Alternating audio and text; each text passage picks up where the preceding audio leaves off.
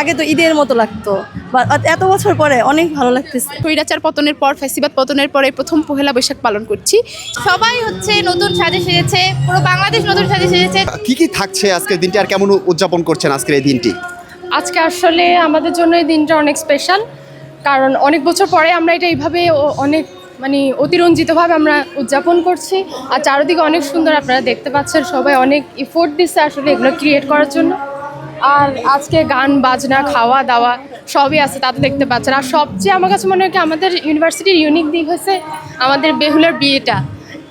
এই বিয়েটা আসলে কোথায় হয়েছে আমি জানি না, বাট এই জিনিসটা আমার কাছে অনেক ভালো লাগছে। আর আমাদের এবার স্পেশাল এটাই যে আমরা কোনো ধর্ম বর্ণ নির্বিশেষে সবাই একসাথে থাকি, আমাদের সব কৃষ্টি আমরা একসাথে পালন করি। জাহাঙ্গীরনগর বিশ্ববিদ্যালয় সাংস্কৃতিক রাজধানী বলা হয় কারণ তা প্রমাণের অপেক্ষা রাখে না। আপনি আমাদের পিছনে যেরকম দেখতে পাচ্ছেন সবাই কত জমজমাটভাবে পহেলা বৈশাখের উৎসবে মেতেছে।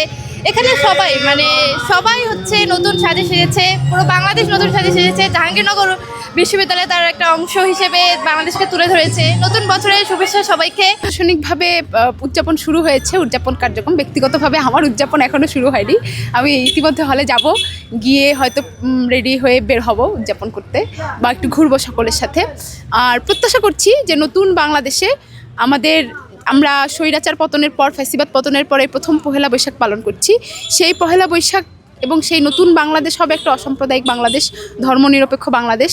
এই অসাম্প্রদায়িকতার ফলেই আমরা প্রত্যেকে মিলে ধর্ম বর্ণ নির্বিশেষে যেভাবে করে একত্ববদ্ধ হয়ে আমরা এই যে ফ্যাসিবাদের বিরুদ্ধে আন্দোলন করেছি, সেই একতা যদি না থাকে, ধর্ম বর্ণ জাতি সকল দলমত নির্বিশেষে সেই একতা যদি আমরা আবার তৈরি করতে না পারি, কিংবা সেই একতা যদি ধরে রাখতে না পারি, তাহলে আমাদের নতুন বাংলাদেশ আবার মুখ থুবড়ে পড়বে। অনেক ভালো লাগছে। বিগত 2-3 বছর পর এবারই অনেক বড় করে এই পহেলা বৈশাখ উদযাপন করা হচ্ছে, তো অনেক ভালো লাগতেছে এই বছর।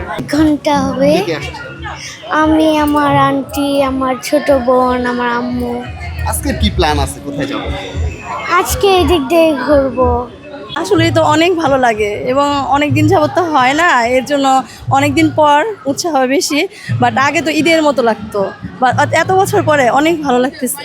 আজকে হচ্ছে আমাদের সকালে বাচ্চাদের স্কুল ছিল, আমরা ওইখান থেকে এখানে আসছি। সারাদিন ঘুরবো, মেলায় যাবো, আরও কয়েকটা মেলায় যাবো, খাওয়া দাওয়া করবো, এইটুকুই। সর্বপ্রথম সবাইকে শুভ নববর্ষ।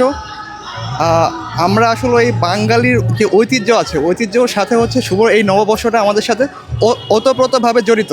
আমরা আমাদের একটা প্রতীকী চিহ্ন দিয়ে ফিলিস্তিনের পক্ষে কথাবার্তা বলছি, এবং সকাল থেকেই আমাদের এখানে মঙ্গল শোভাযাত্রার পাশাপাশি বিভিন্ন অনুষ্ঠান হচ্ছে, আপনারা গানও শুনতে পাচ্ছেন আশেপাশে।